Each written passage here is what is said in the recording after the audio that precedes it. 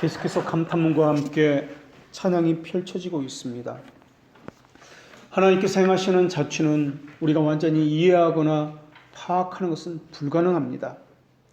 오늘 본문에 나오는 찾지 못할 것이로다 라는 이 단어는 구약성경에 보면 10가지 용례로 그렇게 사용되고 있습니다.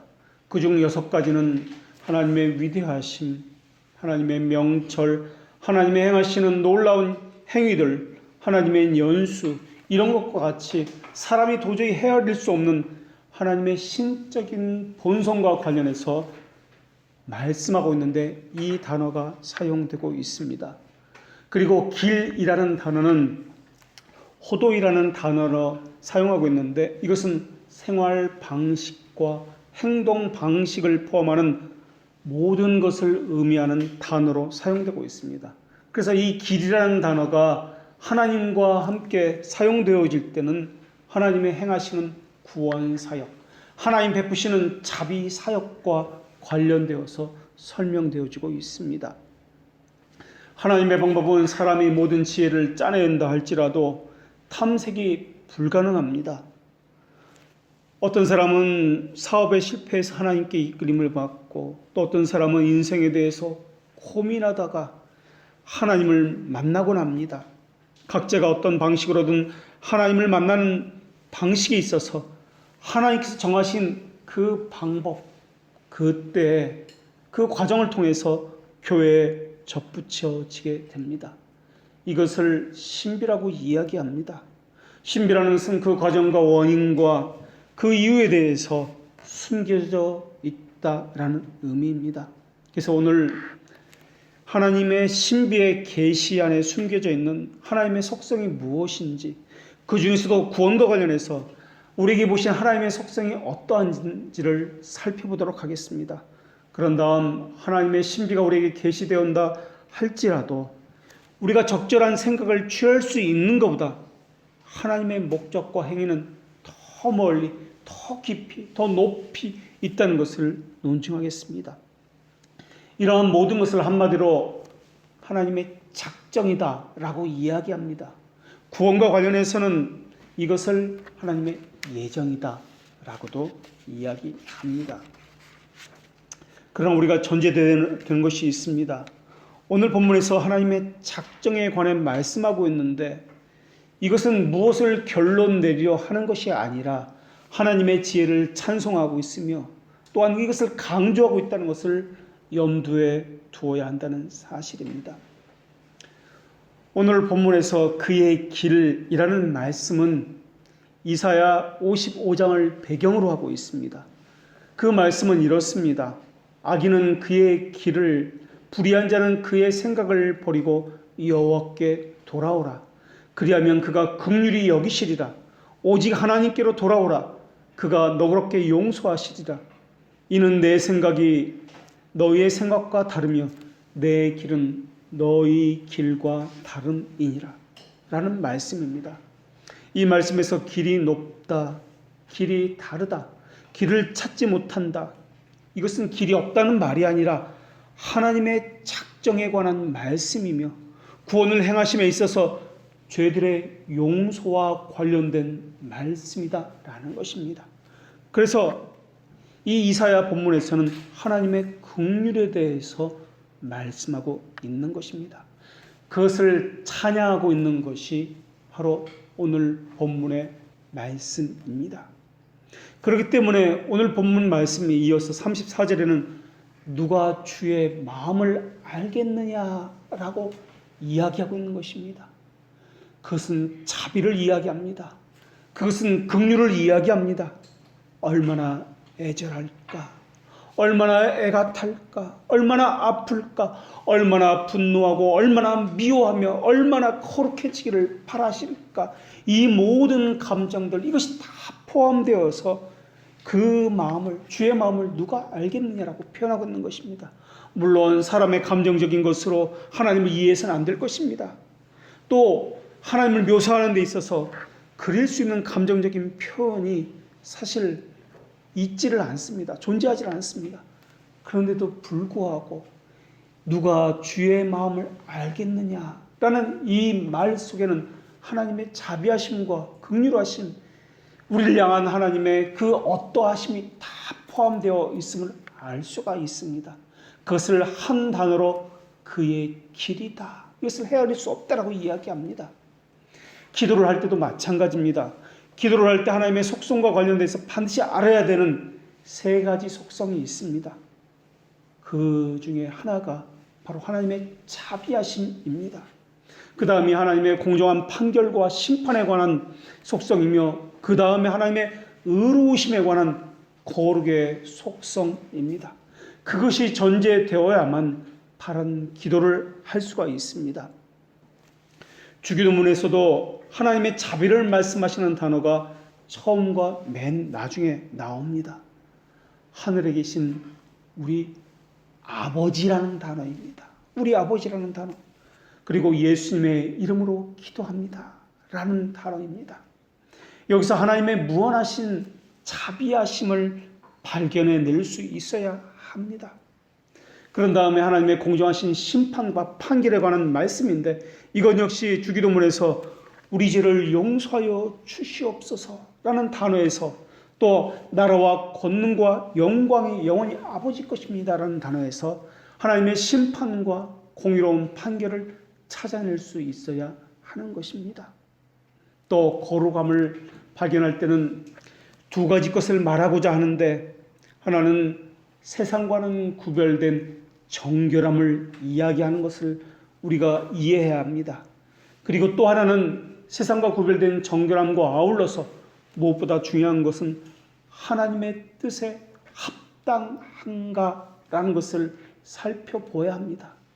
다시 말하면 성경 말씀에 근거하는 것인가, 그것이 진리인가, 이것이 거룩에 담겨진 뜻입니다. 그래서 주기도문에서 아버지의 이름이 거룩하게 하시며 하나님의 뜻이 이루어지게 하소서라는 말에서 이 거룩을 발견할 수 있어야 합니다. 그래서 기도는 훈련입니다. 배워서 하는 것입니다. 모든 것이 하나님에게서 나온다는 것을 체험하는 훈련이 바로 기도고, 전적으로 하나님의 은혜입니다. 하나님을 의지하는 것을 배우는 것이 바로 기도 훈련입니다.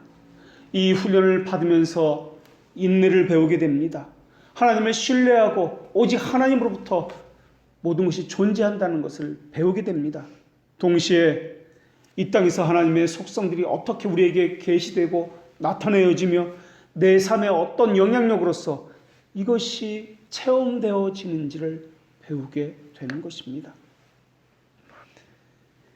기도를 하면서 이러한 것들을 배우게 되는데, 하나님의 속성이 우리를 향해서 품고 있는 그 마음도 그대로 우리는 배우게 되는 것입니다.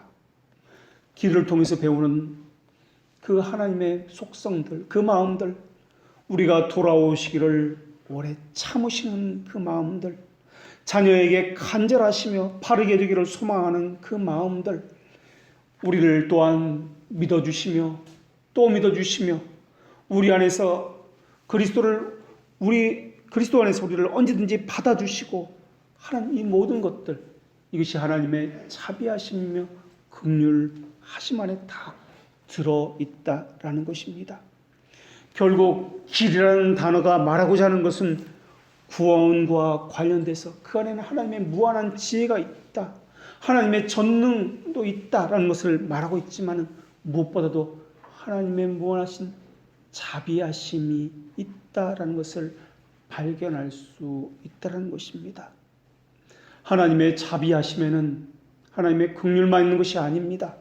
죄에 대한 준엄함도 있습니다. 죄인을 향한 너그러움도 함께 포함되어 있습니다.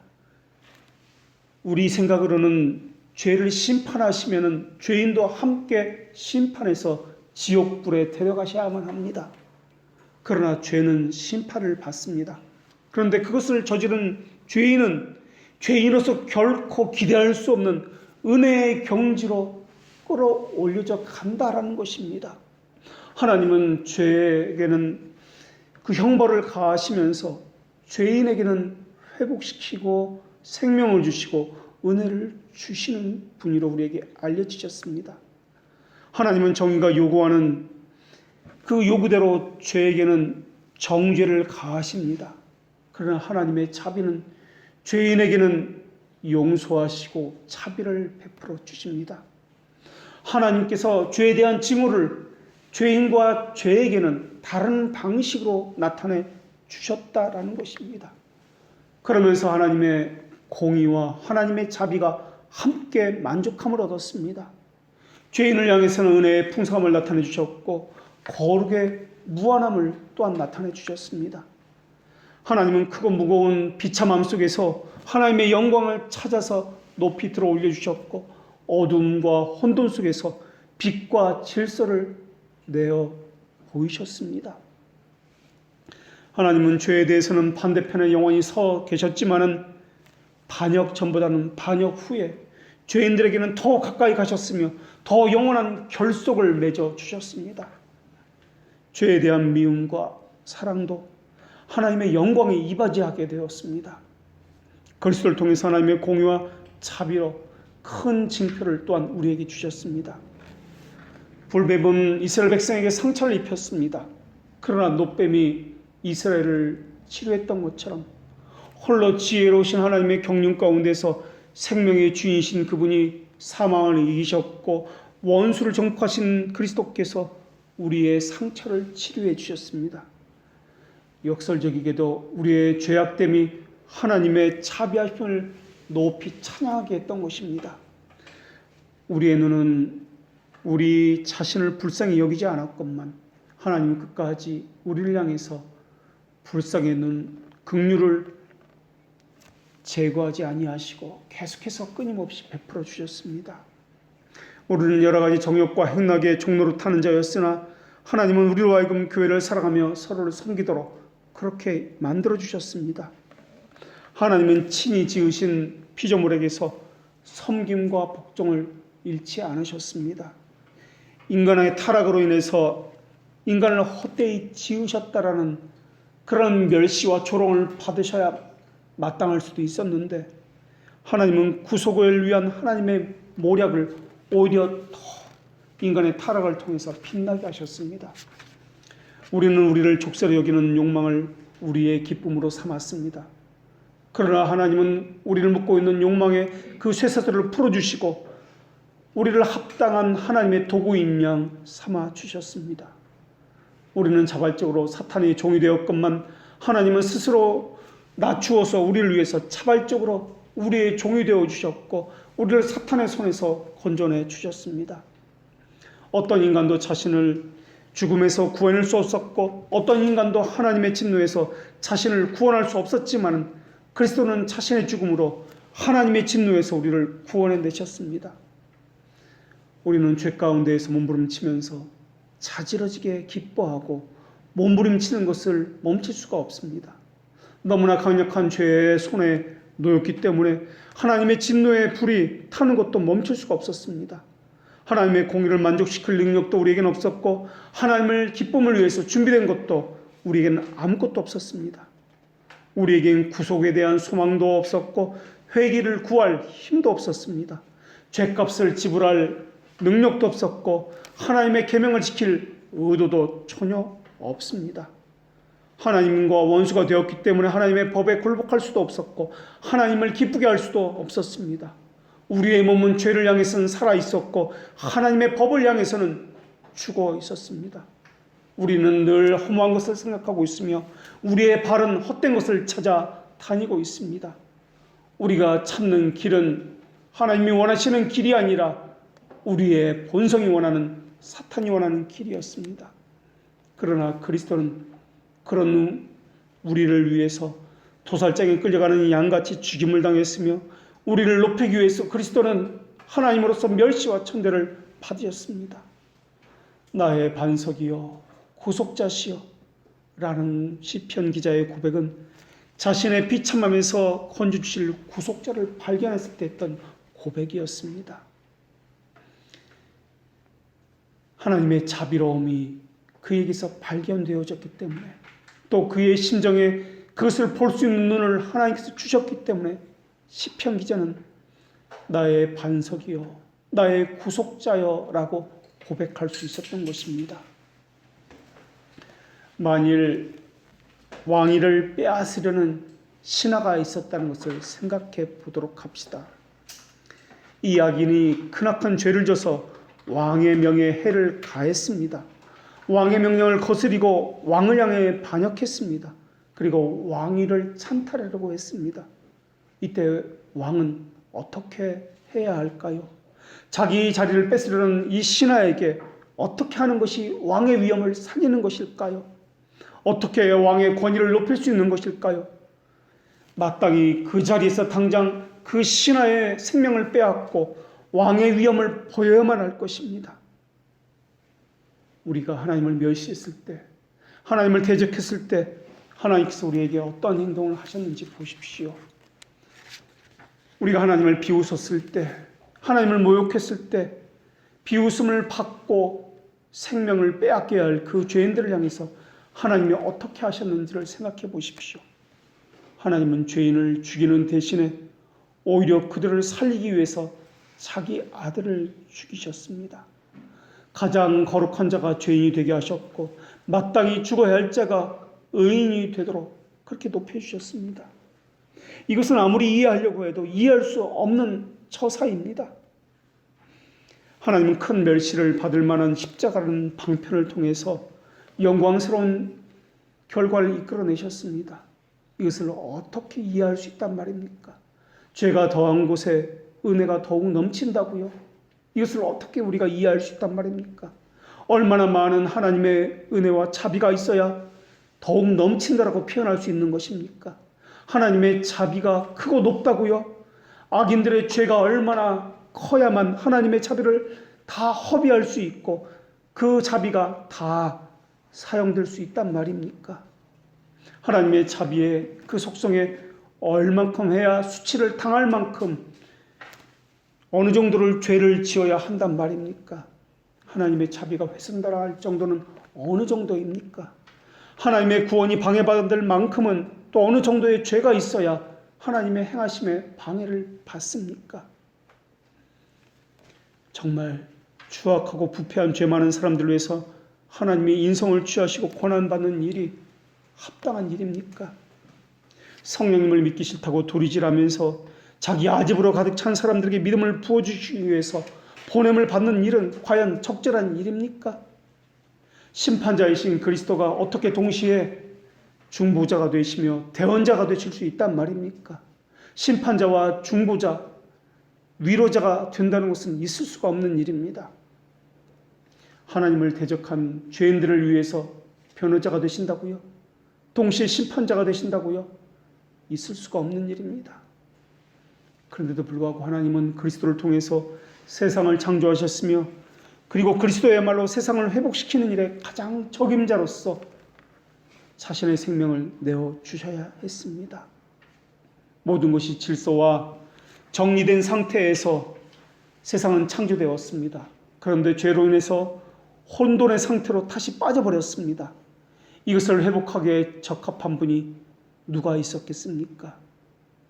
그리스도는 창조에서도 빛이었고 구속에서도 빛이었으며 혼돈 중에서도 질서였으며 타락 중에서도 생명으로 오신 빛이죠. 또한 빛으로부터 오신 빛이십니다.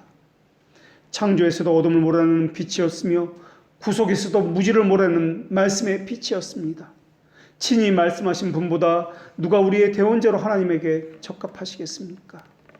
이 비밀은 천사도 이해할 수 없는 비밀이었습니다.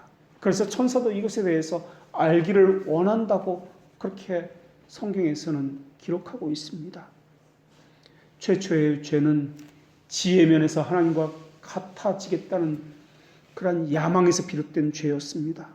가득 찬 허영심으로 하나님의 지혜를 대적하면서 나도 하나님보다도 더 높은 지혜를 가질 수 있다라고 생각했던 것입니다.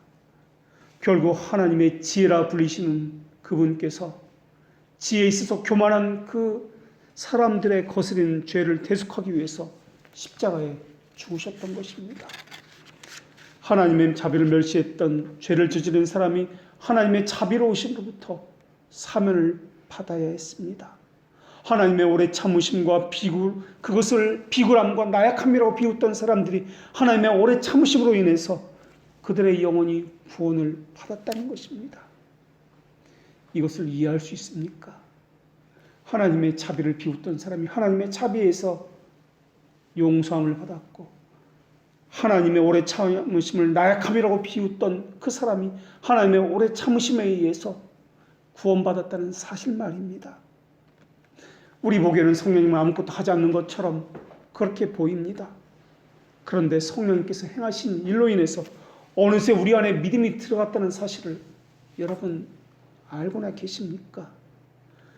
믿음이 심겨지고 보니까 하나님을 아는 지식이 조금씩 쌓여지게 되었습니다. 그리고 분별의 영역에서 거짓과 진리를, 옳은 것과 그른 것을 분별할 수 있게 되었습니다. 믿음이 담겨진 양심을 가지고 하나님의 말씀을 들을 때 찔림을 받기 시작합니다. 거듭나게 되면서 하나님의 자녀는 겸손함을 익혀나가기 시작합니다. 자기의 말은 줄어들게 되면서 다른 사람의 말을 경청하기 시작하며 하나님의 은혜가 지배하게 되면서 자기를 부인하는 겸손이 나타나기 시작합니다. 자기를 내려놓을 곳에서는 자기를 내려놓게 되고, 자기를 내어놓아야 할 때는 자기를 내어주면서 자신의 부끄러운 것까지 다 내어주고 또한 고백을 하게 되는 것입니다. 겸손이라는 것은 자기를 평가할 때 하찮은 것이다 라고 평가한다는 의미를 가지고 있습니다. 아무것도 아니다, 나는 정말 경멸받을 만하다, 미운 존재다, 죽을 수밖에 없는 존재다. 겸손이라는 것은 자기를 높아지는 모든 성향을 죽이고 자기 이름의 명예나 자기 영광을 아낌없이 포기하는 것을 의미합니다. 자기에게는 전혀 의가 없고 오히려 죄뿐이기 때문에 영원한 저주를 받기에 합당하다는 의식을 갖게 되는 것이 겸손입니다. 나는 아무것도 아니구나 라는 의식, 이것이 충만함으로 가득 채워지는 것이 겸손입니다. 겸손의 왕이신 그분께서 우리에게 겸손을 주셨으며, 또한 지혜의 빛인 그분께서 우리에게 빛을 주셔서 우리가 누구인지 보게 하셨기 때문에 그렇습니다. 그러나 빛을 받지 못한 유기된 자들은 그렇지 못합니다. 외식자도 그렇지 못합니다. 그들은 성향상 자기를 의지하고 자기를 높입니다. 심지어 겸손이라는 것을 가지고 자기를 높이는 도구로 사용을 합니다. 거짓된 겸손을 드러내서 무언가 열심히 하면서 사람들로 하여금 저 사람은 대단하다라고 하면서 자신의 이름을 높이 받도록 외적으로 크게 겸손한 모습을 가지려고 하고 있습니다. 거짓 선자들이 그러했으며 외식적인 유대인들이 그러했습니다. 그러나 그들은 그 심정 속에 하나님의 어떠하심을 가지고 있지 못할 것입니다. 절대로 하나님의 뜻이 무엇인지도 알지 못할 것이며, 또한 오늘 본문의 말씀대로 하나님의 길을 찾지 못한다는 그 말씀대로 정확하고 진실한 말씀이 그들에게 주어지게 될 것입니다. 어리석은 자는 그 마음에 이르기를 하나님이 없다 하는도다라고 하는 것이 오늘날에도 이것이 얼마나 딱 정확하게 맞아떨어지는지 모릅니다. 수많은 사람들이 하나님이 없다라고 그렇게 이야기하고, 또한 수많은 댓글을 통해서 하나님을 경멸하고 멸시하고 있습니다. 육신의 생각은 하나님과 원수가 되나니 이는 하나님의 법에 굴복하지 아니할 뿐만 아니라 할 수도 없다는 것이 이들이 가진 근원적인 문제이기 때문에 그렇습니다. 그리고 복음이 가리웠으면 많은 자들에게 가리워졌기 때문에 그렇습니다. 이 세상 신이 믿지 않은 자들의 눈을 혼미하게 했기 때문에 그러하며, 이 세상 신이 복음의 빛이 그들에게 비추지 못하도록 그들의 눈을 가렸기 때문에 그렇습니다. 그 사람이 얼마나 세상적인 학식이 있는지 능력이 있는지는 전혀 문제가 되지 않습니다. 하나님의 지혜는 죄를 소멸하고 죄인을 돕는 구속에도 나타났지만은 복음을 전하는 방식에서도 진리를 깨닫는 그 심정에서도 나타났다는 것을 기억하십시오.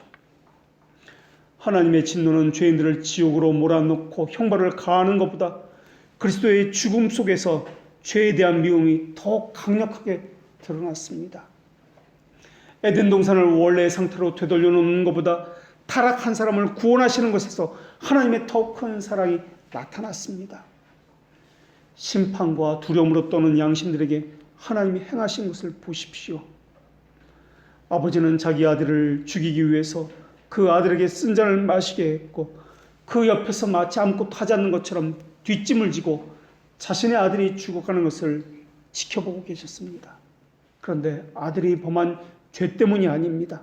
신아들이 범한 죄 때문에 왕이신 아버지가 자신의 아들에게 그 신분에 합당하지 않는 비천한 옷을 입혀 채찍으로 때리고 계셨고 고통받도록 명령하셨다는 것입니다.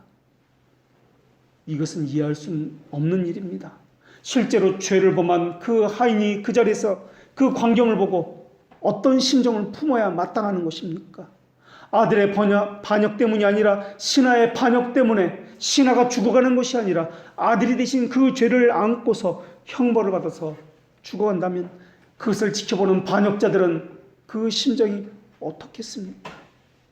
그들이 왕에게 행해야 할 것은 무엇이고 왕 앞에 선 죄인들의 마음은 어떠해야 하는 것입니까? 두렵고 떨림으로 송구하고 무엇이라 말할 수 없을 만큼 비참함과 부끄러움을 느낄 것입니다. 죽어야 하는 것은 바로 내 자신인데 왜 왕의 아들이 죽어야 한다는 말인가? 하나님이 여자의 후손이라는 방식을 통해서 구속자가 계심을 우리에게 알려주셨습니다. 이사야 53장을 통해서도 사탄은 구속자가 자기 자신을 희생물로 드림으로써 피조물을 구속하고 있다는 것을 말씀하고 있기 때문에 잘 알고 있었습니다. 이 방법은 천사가 상상할 수 없었던 방식이었습니다. 그리스도가 채찍에 맞음으로 우리가 나음을 입는다고요. 그리스도가 죽음으로 우리가 소생하고 또한 생명을 얻는다고요. 그리스도의 피로 우리가 정결하게 된다고요. 이것은 사탄도 상상할 수 없었던 방식이었습니다. 그리스도의 십자가를 통해서 우리가 왕의 면류관을 받는다고요. 그리스도의 낮아짐 때문에 우리가 높은 존귀로 끌어올려진다고요. 이것을 그 누가 이해할 수 있었단 말입니까? 그리스도가 정죄됨으로 우리가 죄들의 용서함을 받는다고요. 그리스도가 가난해짐으로써 우리가 부유해진다는 사실을 누가 믿을 수 있었겠습니까? 그리스도의 수치로 우리가 영화롭게 되어지고 그리스도의 죽음으로 우리가 살아난다는 것을 누가 이해할 수 있단 말입니까?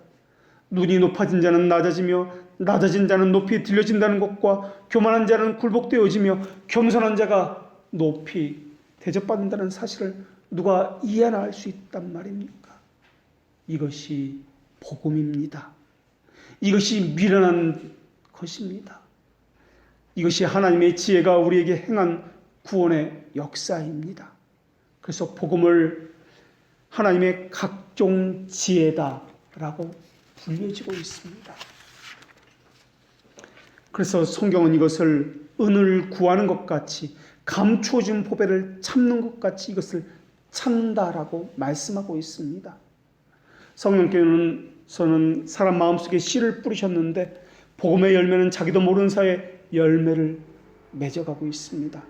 그래서 그 열매로 인해서 그리스도를 찾게 하시고 복음의 주된 목적과 의도를 행할 수 있는 길을 찾아 나서게 하고 계십니다.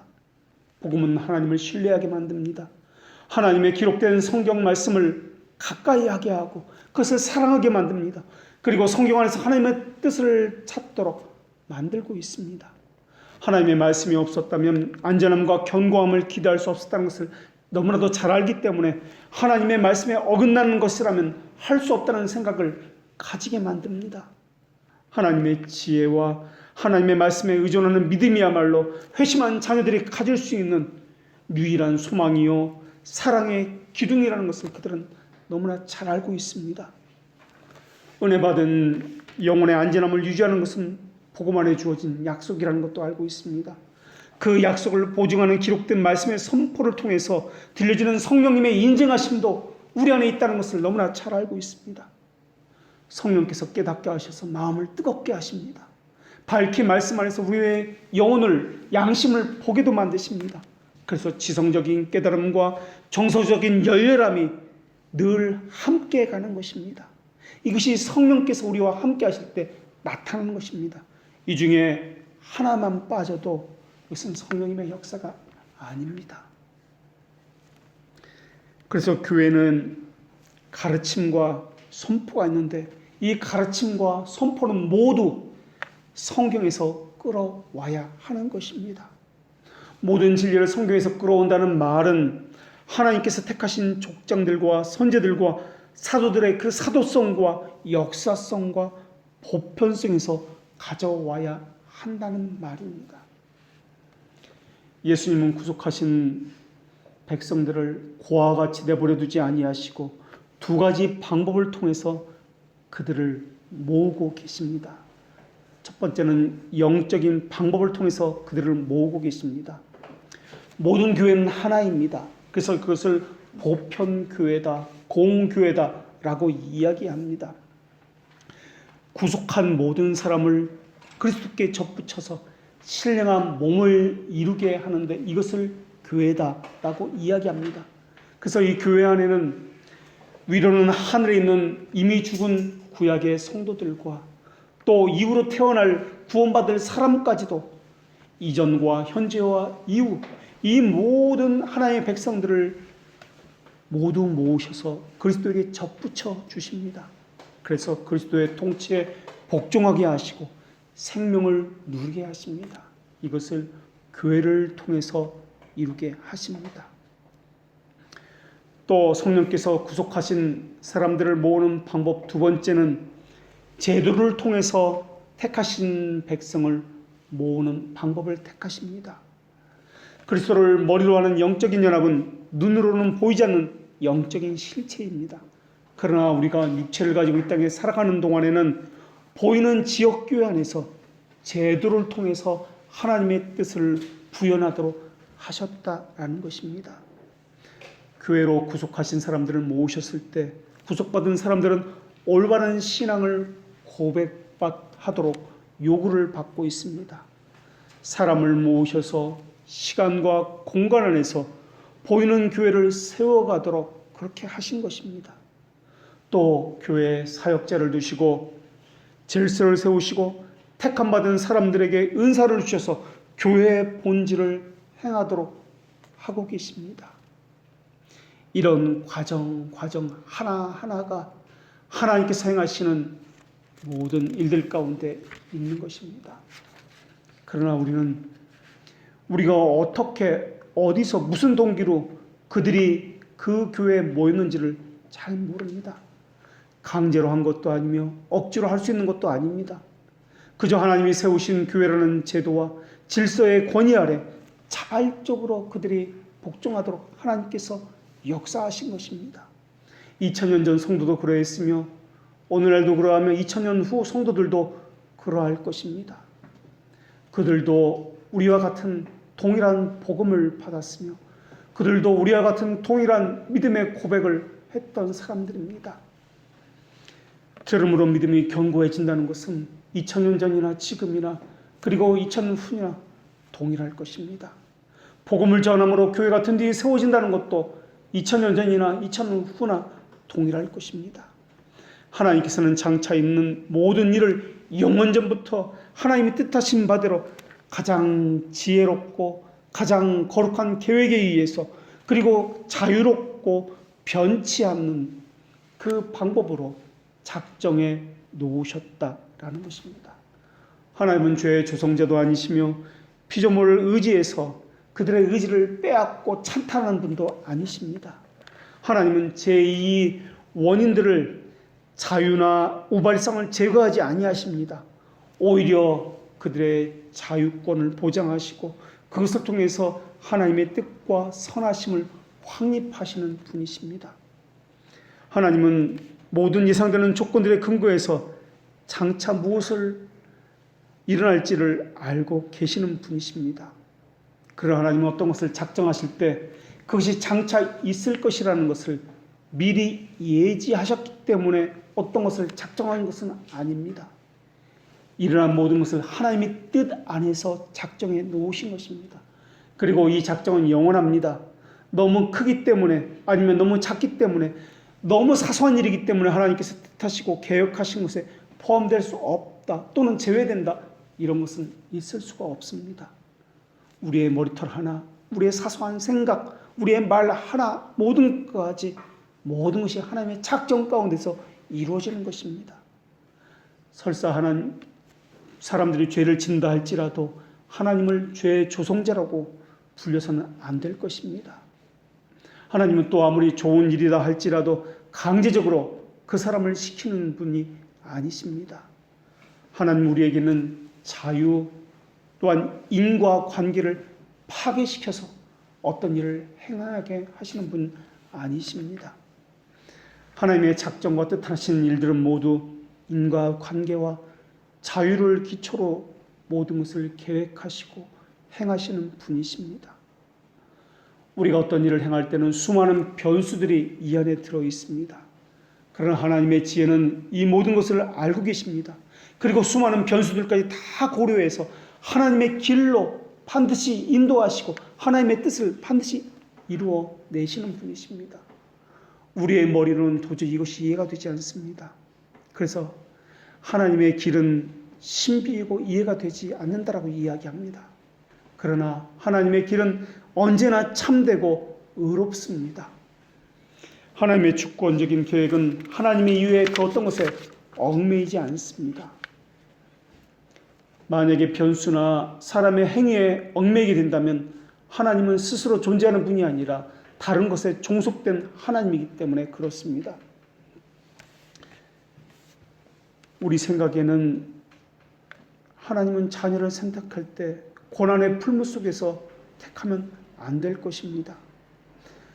영광을 받는 승승장구하는 사람, 똑똑한 사람, 좀 더 부자이고 좀 더 능력 있는 사람 속에서 택해야 하나님의 영광을 나타낼 것입니다. 그런데 하나님은 그렇게 하지도 않았습니다. 그가 누구이든 하나님은 하나님의 자녀를 택할 때 고난의 풀무 속에서 연단하심을 통해 그들을 택합니다. 그 연단의 방법은 어떤 것인지 모릅니다. 사람마다 다 다르기 때문에 그렇습니다. 사람이 무엇이기에 주께서 그를 크게 만드사 그에게 마음을 두시고 아침마다 권징하시며 순간마다 단련하시나이까.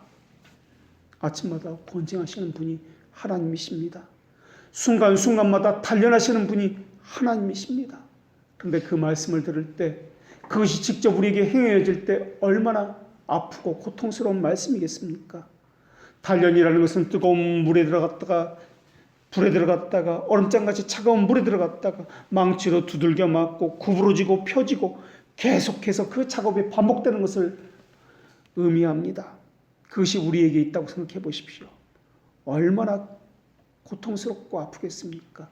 그런데 그것이 하나님의 영광을 위해서 그 사람을 크게 만드시는 방법이다라는 것이 성경의 기록입니다. 또 그것이 하나님이 그 사람을 사랑한다는 증거다라는 것입니다.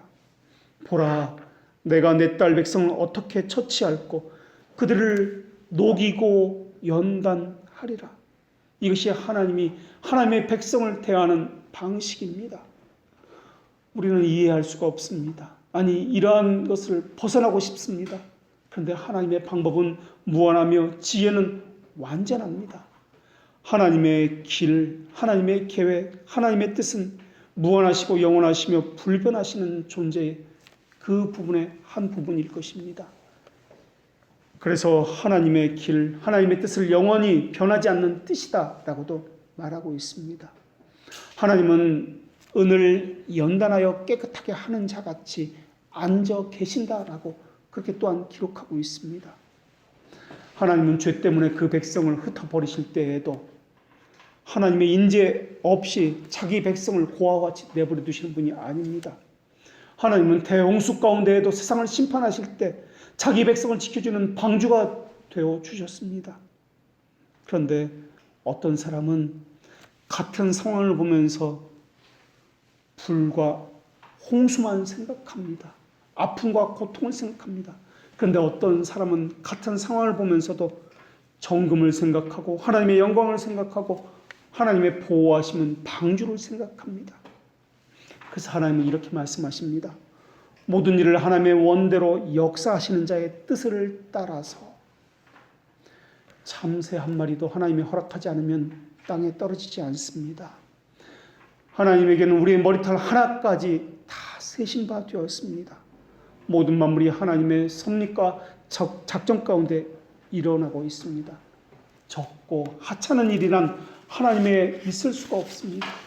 우리의 머리털 하나 빠지는 것까지 하나님은 다 알고 계시며 하나님의 주관 가운데 있는 것입니다. 우리에게 우연처럼 보이는 것도 하나님에게는 정하신 방법 그대로 일어나고 있는 것입니다. 사람들의 자유로운 행동, 이것도 하나님께서 예정하신 대로 일어나는 것입니다. 수많은 변수, 환경, 그 상황, 모든 것들이 다 하나님의 예정하신 대로 다 일어나는 것입니다. 또한 이러한 변수와 행동들도 억지로나 강제로가 아니라 자유로우면서 자발적으로 예정되어 있습니다. 또한 그와 같은 행동은 하나님께서 정했기 때문에 일어나는 것이기도 하지만은 행하는 그 사람이 그것을 원하기 때문에 일어난 일이기도 합니다.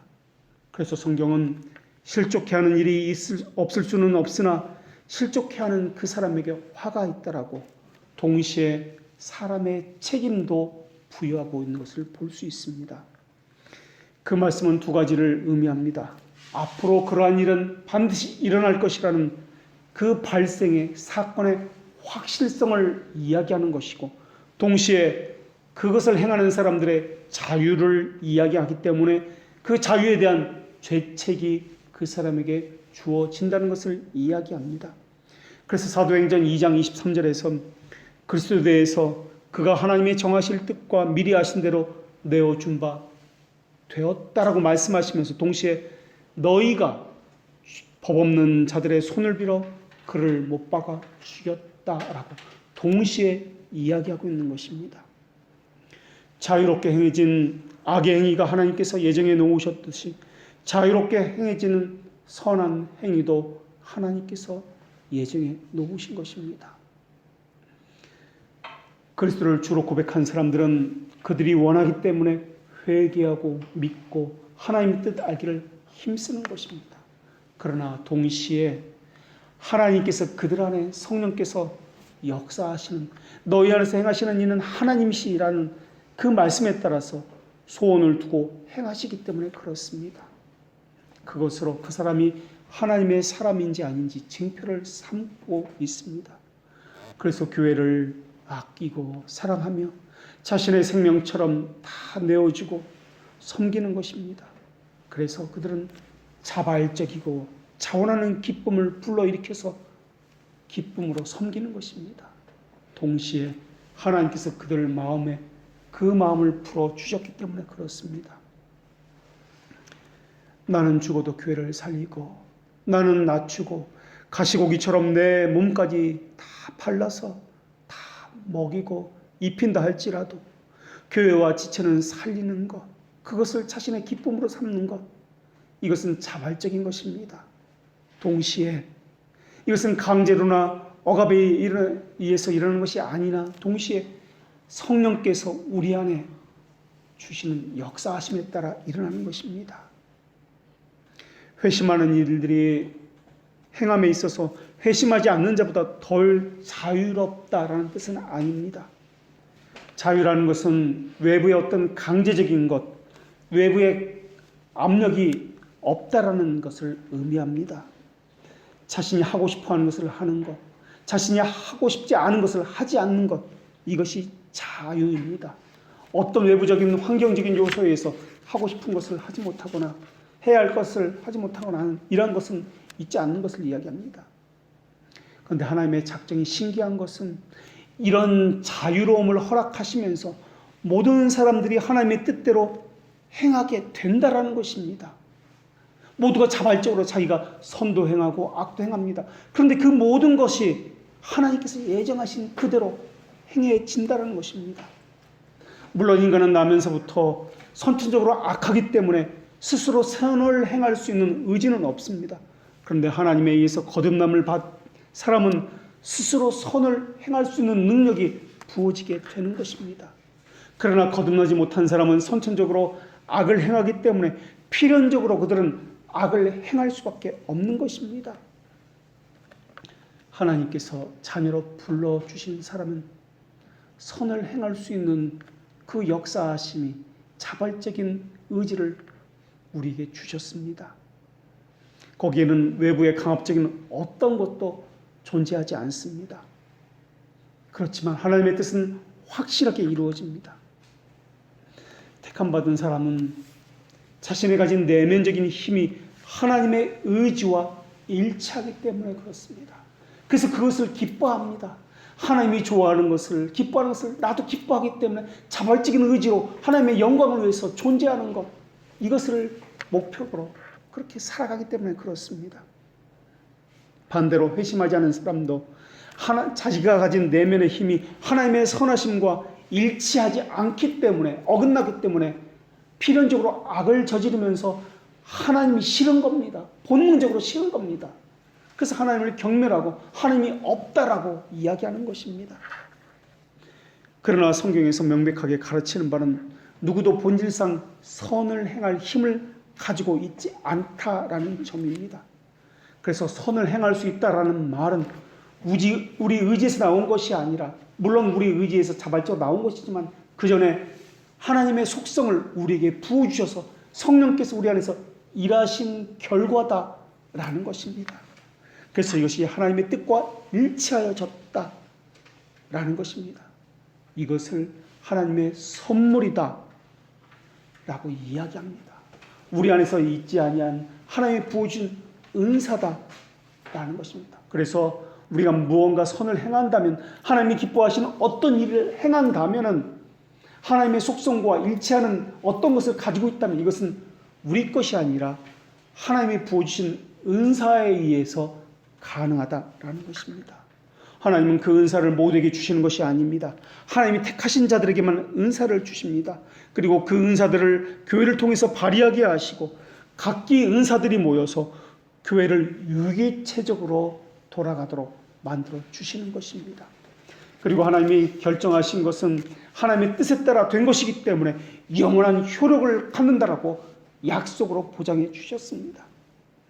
결국 오늘 본문에서 길이라고 말하고 있는 것은 하나님의 뜻에 결정하신 뜻에 관한 것을 말하는 것이고, 또 하나님이 결정하신 그 결정 방법을 어떻게 역사하시냐는 것에, 그 방식에 관한 것을 이야기하는 것이고, 또 거기에는 반드시 하나님의 뜻이 들어있다, 목적이, 길이 말하고자 하는 목적이 있다는 것을 알 수가 있습니다. 그리고 그 대상이 있습니다. 그 길로 인도함을 받는 그 대상은 반드시 하나님의 구원받은 택하신 백성이다라는 것입니다. 제비는 사람이 뽑으니 모든 일에 작정하기는 하나님에게 있다라고 말씀하셨습니다. 내가 이렇게 하는 것 같지만은 거기에는 하나님의 뜻하심이 들어있기 때문에 이렇게 하는 것입니다. 하나님은 어느 나라에 어느 왕이 세워지고 언제 어디서 어떤 왕이 태어나고 어떻게 죽는지, 어떻게 누가 그것을 다스리는지, 누가 폭군이 되고 누가 성군이 될지도 다 작정해 놓으셨습니다. 각 나라가 얼마나 지속되는지도, 얼마나 번성하는지도, 언제 전쟁의 소용돌이 속에 빠지는지도 하나님께서는 다 작정해 놓으셨습니다. 우리 개개인을 본다 할지라도 한 사람이 어떤 상황에 빠질지도 다 작정해 놓으셨습니다. 그 사람이 복음의 빛 아래 살아갈지 율법의 빛 아래 살아갈지도 작정해 놓으셨습니다. 그 사람이 미개한 부족에서 태어날지도 아니면 문명세계에서 태어날지도 작정해 놓으셨고, 그 사람이 무슬림으로 살아갈지도 아니면 로마 카톨릭주의로 살아갈지도, 또 그 사람이 교회를 다닌다 할지라도 이교회 다닐지도 저교회 다닐지도 미리 작정해 놓으셨습니다. 각 사람의 상황도 생활 방식도 작정해 놓으셨습니다. 자녀를 몇 명 두고 살지도, 또 그들에게 무슨 말을 행하고 무슨 말을 할지도, 어떤 행동을 행할지도 하나님께서 미리 다 작정해 놓으셨습니다. 어떻게 생계를 꾸려나가고 있는지도, 무슨 일을 하면서 어떤 직업을 가지고 어떤 사람들과 만나면서 살아간지도 하나님께서는 다 작정해 놓으셨습니다. 우리는 이 작정이라는 단어를 운명이나 숙명이라는 말로 이해해서는 안 될 것입니다. 절대 그럴 수밖에 없으니, 하나님께서 다 정해놓으셨으니 나는 아무것도 하지 않아도 하나님 뜻대로 다 되는 것은 아니야. 이것은 작정을 의미하는 것이 아닙니다. 우리의 자발성, 자유를 박탈해버리고 꼭두각시로 만드는 것은 작정이 아닙니다. 우리는 하나님의 작정을 알미니안주의자처럼 자gin이라는 말로 이해해서는 안 될 것입니다. 자gin이란 말은 하나님이 부추겨서 그렇게 되어졌다. 그런 일들이 일어났다는 뜻입니다. 우리는 하나님만이 모든 일에 해답을 가지고 있다라고 이해해야 할 것입니다. 우리는 알 수 없으나 하나님의 정하심과 사람의 자유는 전혀 충돌이 되지 않습니다. 우리는 알 수 없으나 하나님의 정하시고 작정하신 대로 모든 것이 이루어지며 동시에 사람의 의지를 강제적으로 억압하고 자유를 뺏는 일은 또한 없다라는 것입니다. 아내가 남편을 만나는 것이나 자녀를 갖는 것도 하나님이 정하신 방식과 그 정하신 대로입니다. 그 여자는 여호와께서 내 주인의 아들을 위하여 정하여 주신 자가 되리라 라는 것이 아브라함의 자녀에 관한 그 하나님의 말씀이었습니다. 하나님이 내게 가인을 죽인 아벨 대신에 다른 씨를 주셨노라. 이건 역시 마찬가지입니다. 하나님은 사람들이 갖는 자녀의 수, 이름까지도 작정해 놓으셨습니다. 사람들이 살아가면서 누리는 모든 영적이고 물질적인 위로도 하나님이 다 정해 놓으셨습니다. 그때에 맞게 그 사람을 통해서 하나님께서 정하신 그 방법대로 그것이 다 이루어집니다. 우리는 그 사람이 어떤 방식으로 우리를 돕는지 위로하는지 알지 못합니다. 그런데 다 정하신 그대로 다 이루어집니다. 사람들이 겪는 어려움도 하늘에서 정해진 대로 다 이루어집니다. 너희는 매가 예배되었으니 그것을 정하신 이가 누구인지 들을지어다 라는 것이 미가 선지자를 통해서 주신 하나님의 말씀입니다. 전쟁이나 기근이나 질병이나 국가적 재앙이나 재난이나 육체적 공군이나 가난이나 사람에게 닥치는 슬픔이나 고통, 그 무엇 하나 하나님께서 정하시지 않은 대로 일어난 일은 단 하나도 없습니다. 사람이 겪는 그 고통의 크기, 정도, 언제 일어나는지 그 기간, 환경적인 요소, 그 모든 것이 하나님의 경륜에 의해서 일어나는 것입니다. 이 강론을, 이 설교를 듣는 말씀, 그 조회수, 유튜브 조회수를 보면 잘해야 9회나 10회 정도 되는 것 같습니다. 1년을 해도 20회가 채 되지 않을 것 같습니다. 그런데 그 사람이 우리는 누군지 모릅니다. 그런데 그 말씀을 하나님께서 정하신 그때, 그 환경에 아주 적합한 그때, 그 말씀은 그때 듣습니다. 그래서 그 말씀을 통해서 위로함을 받습니다. 또는 책망함을 받습니다. 만약에 내 자신이 그 상황이 되지 않았다면 그 말씀을 들었으면 그냥 무심코 넘어갔습니다. 그런데 바로 그때, 바로 그 말씀, 내 상황에 맞는 그 말씀이 들려지는 것입니다. 그래서 위로를 받기도 하고 하나님으로부터 책망의 말씀을 받아서 고침을 받기도 하는 것입니다. 우리는 그 사람이 어떤 상황에서 이 말씀을 듣는지 전혀 모릅니다. 아무리 사람이 강권해도 변하지 않았던 그 사람이었습니다. 그런데 하나님께서 하나님의 지혜로 말씀을 들려주시자 그가 편하고 회심하며 눈물을 흘리면서 하나님 앞에 나오게 되는 것입니다. 하나님은 하나님의 영광을 위해서 자비를 베푸시기도 하시며 거두어 들이기도 하시는 분이십니다. 우리는 그 방법과 그 오묘한 지혜에 대해서 도무지 헤아릴 수가 없습니다. 우리 눈에는 그저 하나님이 이때는 이랬다 저때는 저랬다 하는 것처럼 보이기도 합니다. 그러나 그렇게 보이는 것은 우리의 가변성 때문에 그렇지, 우리가 그렇기 때문에 그런 것이지 하나님이 그렇기 때문에 그런 것은 아닙니다. 우리에게는 하나님이 주신 부딪히는 돌도 있습니다. 걸려 넘어지게 하는 돌도 있습니다. 우리에게 괜히 시비 거는 사람도 있습니다. 우리의 존재 자체가 미운 것처럼 그렇게 우리를 마냥 미워하는 사람도 있습니다. 그 모든 것이 하나님이 정하신 것이기 때문에 그렇습니다. 그래서 다윗이 자신을 저주하는 사람을 향해서 미워하지 말라, 저를 그냥 내버려두라, 이것이 모두 하나님에게서 나왔다라고 그렇게 이야기했던 것입니다.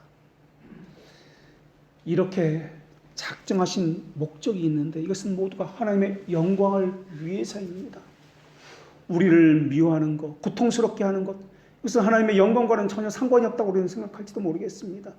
그러나 악에서 선을 내시는 하나님, 비참함에서 영광을 내시는 그 하나님의 지혜를 우리는 이해하지 못하기 때문에 우리가 원하는 대로, 우리의 욕망대로, 우리에게 좋은 것대로 높아져야 되고 영광스러운 것, 좋은 것만을 구하기 때문에 그것만이 하나님의 영광이라고 생각하기 때문에 그렇습니다.